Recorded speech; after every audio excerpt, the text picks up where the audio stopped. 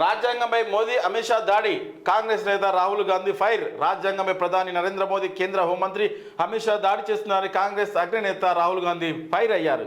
ఈ దాడి ఆమోదయోగ్యం కాదని, ఇకపై ప్రజా సమస్యలకు సమాధానం చెప్పకుండా ప్రధాని తప్పించుకోలేరని తెలిపారు. మాజీ ప్రధాని ఇందిరాగాంధీ విధించిన ఎమర్జెన్సీకి జూన్ 25 నాటికి 50 ఏళ్ళు నిండుతాయనే ప్రధాని మోదీ చేసిన వ్యాఖ్యలకు ఆయన కౌంటర్ ఇచ్చారు.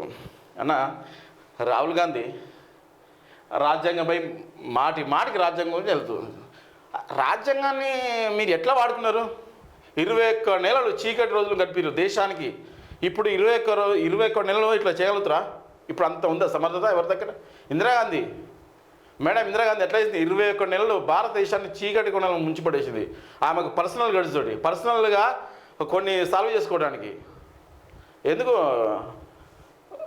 ఏమేమి బ్యాంకుల జాతీయకరణ, మెయిన్ ముఖ్య అంశం బ్యాంకుల జాతీయకరణ, నగల రాజవంశకుల నగల గురించి. రెండవది అహ్మదాబాద్ కోర్టు మీ ఎవరు ఇందిరాగాంధీ పిఎంగా ఎంపీగా చెల్లదని కోర్టు ఇచ్చినందుకు ఇవన్నీ కవర్ చేసుకోవడానికి ఎమర్జెన్సీ విధించారు. అప్పుడు జార్జి ఫెర్నాండెస్ రైలు ధర్నాలో కనీసం 12 లక్షల మందితో ధర్నా చేసిండు. అవన్నీ ప్రాబ్లమ్స్ రెక్టిఫై చేసుకోవడానికి చీకటి రోజులు తీసుకొచ్చారు. మన భారతదేశంలో ప్రజాస్వామ్యంలో అతిపెద్ద మచ్చ అంటే అది ఇందిరాగాంధీ మేడం చేసిందే మచ్చ. అది అంతకన్నా పెద్ద ద్రోహం ఏం లేదు ఇక్కడ. మీరే 80 సార్లు రాజ్యాంగం సవరణలు చేశారు, మీరే మార్చారు. మీరు రాజ్యాంగం గురించి మాట్లాడుతున్నారు, నవ్వొస్తుంది ఇక్కడ.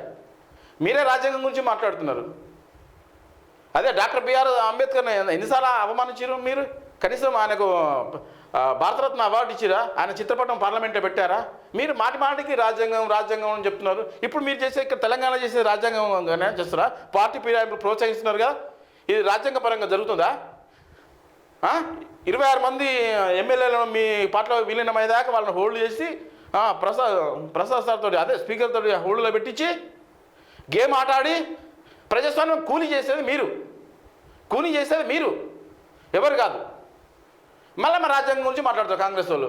మాటికి కాంగ్రెస్ రాజ్యాంగం గురించి అందరూ తెలుసు ఇంచుమించు. మీరు భారతదేశంలో రాజ్యాంగం గురించి ఎట్లా వాడుకోవాలో అట్లా వాడుకునే వాళ్ళు తెలిసిన వాళ్ళు మీరే మొదటి రకం. ఇప్పుడు తెలంగాణ కాపాడండి, రాజ్యాంగం ప్రకారం పరిపాలన కొనసాగడానికి అట్లా చేయండి.